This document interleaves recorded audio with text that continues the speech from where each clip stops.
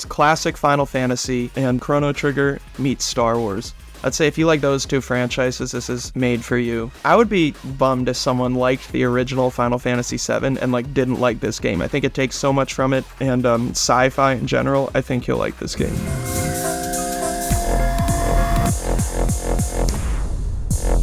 My name is Sam Enright. I'm solo developer on Beyond Galaxyland. It's been a 5-year project, and it's been exciting getting to the finish line finally after such a long grind. Beyond Galaxyland is classic Final Fantasy, classic turn-based combat in space. It's trying to fuse cinematic pacing and bring that to the world of turn-based games. Trying to invent within this classic genre and, maybe make a turn-based game someone who doesn't usually like this genre might like, while also having the depth for someone who expects that from this genre.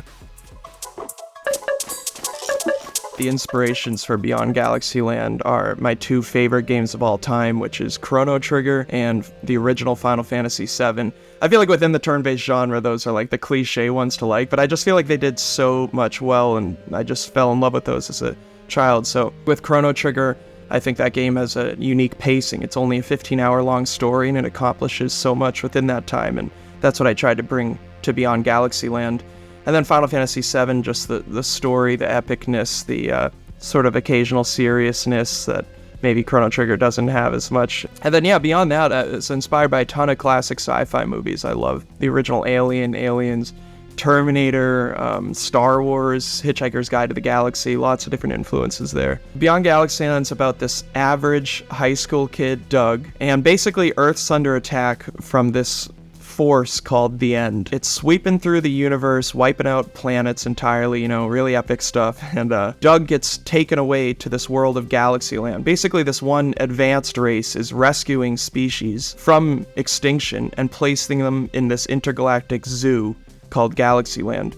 So a portion of the story, at least, is focused on Doug just trying to get back home to Earth. Finding out the truth about what happened, finding out the truth about this race that has been taking these species, and hopefully restoring his life to where it was. But I think it takes a lot of interesting twists and turns from there. So most of all, I was just excited to tell this story.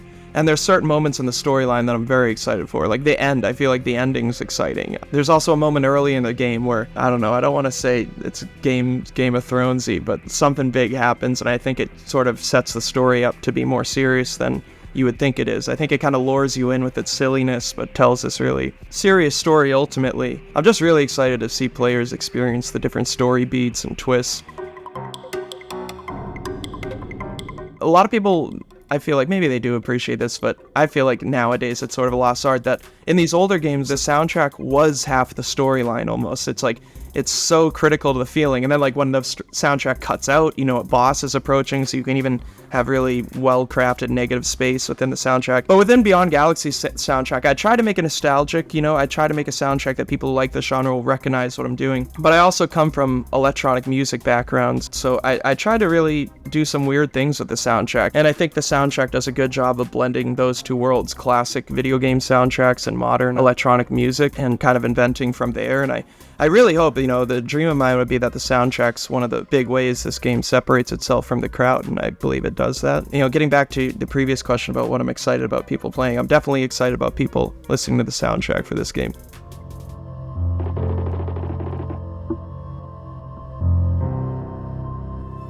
Yeah, the amount of Easter eggs in Beyond Galaxyland they're a lot, ranging from pretty obvious to very obvious to not obvious at all. I think a not obvious one is I have a tank battle on a bridge, which is a Chrono Trigger reference to the dragon tank. I feel like every turn-based RPG should have a tank battle on a bridge. For a more obvious one, there's one planet called Juno, and surrounding it is a giant snake, and if you fly your ship too close, it'll chase after you, and it's called the Juno Zolom.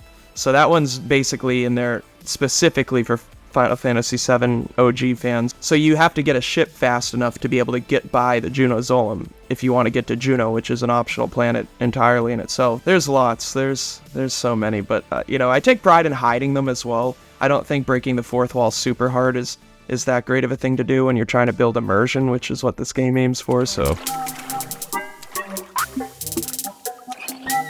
You know what the thing is for me is respecting the player. I feel like a lot of games just get that wrong, like especially in the AAA space where you have to do tutorials and introduce everything. I feel like the whole Souls formula and letting players miss things if they don't want to find them is super powerful, because if you find it, then you have this bonding feeling to it.